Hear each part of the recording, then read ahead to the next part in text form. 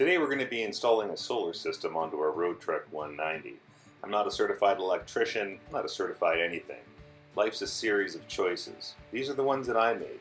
Be sure to make yours wisely. When I ordered the solar system, it came in this box, and it came with this piece of styrofoam that acted as a divider between the two panels. I'm going to flip over these solar panels, put them on top of the styrofoam, and this is going to act as a nice cushion while I put on the heavy-duty mounting tape. This here is the original charge controller that came with the solar panels, and this is the upgraded Rover version I got. I think this is going to be a lot more suitable for what I need. This is the 1,000-watt inverter that came with the van. It was previously located in the trunk, in a very precarious position, but this is where I relocated it underneath the cabinet, out of the way, and then I wired it through and underneath the cabinets here. This is where your tabletop would usually be stored on top. We have our electrical system, the existing that we haven't touched in there. And you can see where I've run the wire through, down and around, over, strapped down and into the battery box. And then here we can see where I've placed my Renogy Rover charge controller for the solar system, wired it down and through, brought it into the cabinet, then down the wall, all the way through again and into the battery box. The solar panels, those wires have been brought through the same hole that I drilled previously that I used for my backup camera wiring. I've now placed the wiring for the solar panels through into here, then straight down through the common hole here and into the Renogy solar charge controller. This is where I thought the best spot was in the van to put the charge controller for the solar. You should have 6 inches of clearance on the top and bottom for ventilation. I've seen a lot of people place them down here underneath in the trunk, but once you put this panel back on top, there's very little room for ventilation in the back. And then if you start stuffing your trunk full of outdoor gear or whatever you're going to put in there, it's going to create a very small cavity with very limited ventilation. So I highly recommend, if you're going to put one in, put it up in this spot here. It's out of the way, ventilated properly, and easy to see. That inverter used to be located right here in the trunk. I guess they used to use this table setup a lot and then would have this at their feet to plug in whatever they needed to at the time. But for me, this will remain a full-time bed. Now that we got all the wires in and set, the last thing we have to do is hook up our solar panels, mount them onto the roof, and then we can test out the system. For now, I'm just going to replace and put in all of these covers. We'll show you the next step. And the last point I want to make here is before you put these panels back in, make sure to measure and make slots in those panels to allow the flow through of those wires on the side. I'll show you the completed project in just a moment.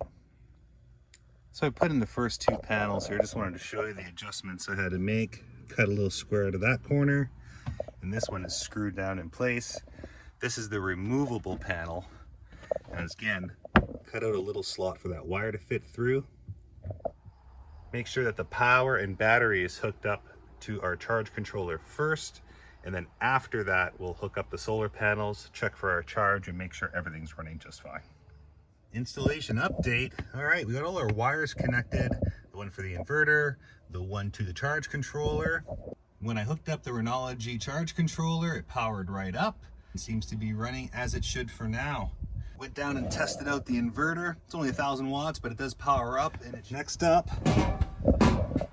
we're installing the solar panels onto the roof. I'm going to give this a quick wipe down with some Windex and some alcohol. Then we're going to bring the solar panels up and get them in position. Before I install the solar panels, I just want to show you how I got these wires through. I took a clothes hanger, took the end of the wire, taped it to the clothes hanger, and I don't know if you can see in there, but I put a light on inside the cabinet so that I could see my target, and then I just fished these wires through one at a time into the holes into that cabinet, and then through the pathway that I showed earlier. Get this done first. Make sure everything's done for your wiring, everything's hooked up and set up. Then the last thing I suggest you do is install your solar panels. You should never install your solar panels to your charge controller before you hook it up to the battery. It could cause damage to the panels and to the charge controller itself. Alrighty, it's a beautiful day. Let's get the ladder in. Where's that ladder? So the panels that I chose to use were an Amazon special. They're 100 watts each. I went ahead and put on the double-sided Gorilla Tape on the full perimeter on the back side of the solar panel. And here's a quick tip for you. Before you install the solar panel, go around and peel the protective sheathing just around all the edges. That way, when you go on later, once it's stuck on, to peel this off, it'll be a lot easier, less snags, less rips. Hopefully it'll just come off in one piece. This one's ready to go. I'm gonna prep the second solar panel, and we're gonna get on the van and get these things put in place. So the first thing you wanna do before installing your solar panels is you wanna make sure that your surface is nice and clean. Just took some Windex and a towel here, wiped it down, and you can see the difference. All right, let's get that other side cleaned up and get these panels in position. The first thing you're gonna wanna do once your surface is clean and your solar panels are prepped is you're gonna wanna dry fit them. I put these guys on here, still have the protective cover on the adhesives on underneath. I recommend leaving at least 3 inches on the back. This is gonna act as your little travel way for all your wires to make their way over. I'm gonna show you how we're gonna adhere those to the ceiling in a bit. But first, our primary objective here is placement and centering. You wanna have the same equal distance apart at both ends, as well as off to the ledges. I'm happy with the positioning of these two, so the next step is to go ahead and peel off the protective layer on your double-sided tape and carefully put them in. I'm gonna start by using the inside edge here as my first point of contact. Then once I know it's straight and equally distanced to the other solar panel, then I'll be able to confidently push down all the edges.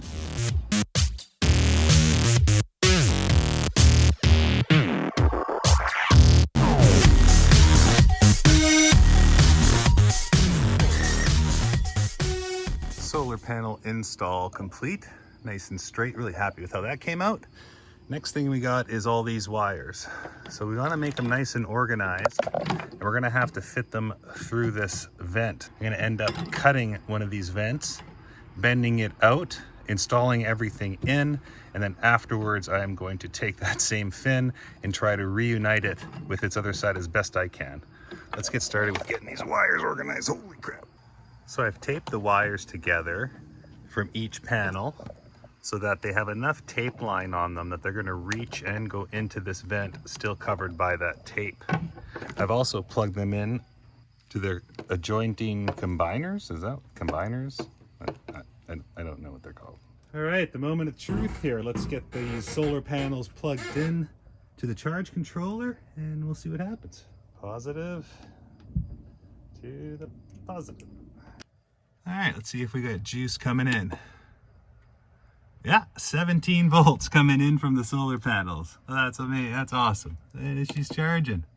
And the battery's at 67%. Cool. Awesome. All right, let's go get those wires neated up and we're all done. And now we can do the big, satisfying,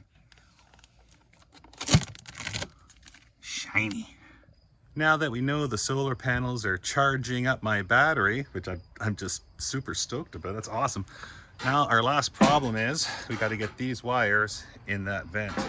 We can see how thick the plugs are here. So I'm going to take these clippers.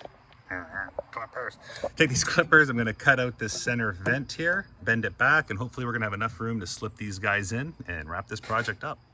Yeah, so that went not great. So I snipped it, but this metal is very fragile. Even just pressing down on this vent here caused it to crack on the side, but I am going to utilize this space and I'm fairly certain we're going to easily fit these wires in. Let's get these guys in there. And for the final step here, we're going to be using this Flex Seal tape, and we're going to be taping down all these loose wires and bringing them right down into the vent. I'm also probably going to end up cutting a small piece of this tape to go across the top and go over top of these wires here. That way no water will follow the wires and drip into the vent area. All right, let's get this in. And she's all taped up. Got it secured firmly down right from the base of the solar panels all the way down to where it enters into the vent. I also used a piece of that Flex Seal tape to create a little shield here as I broke a couple of the fins when installing the wires. I think it came out really nice, very secure, very happy with that. Okay, solar system installation complete. Now that we got this amazing charging system and a great power management system, I think it's time to upgrade the battery. Join me on the next video where I'm going to show you how to remove yours, upgrade it to an AGM, and have more than enough power to keep you on the road. Thanks so much, guys. Really appreciate you. We'll see you in the next one.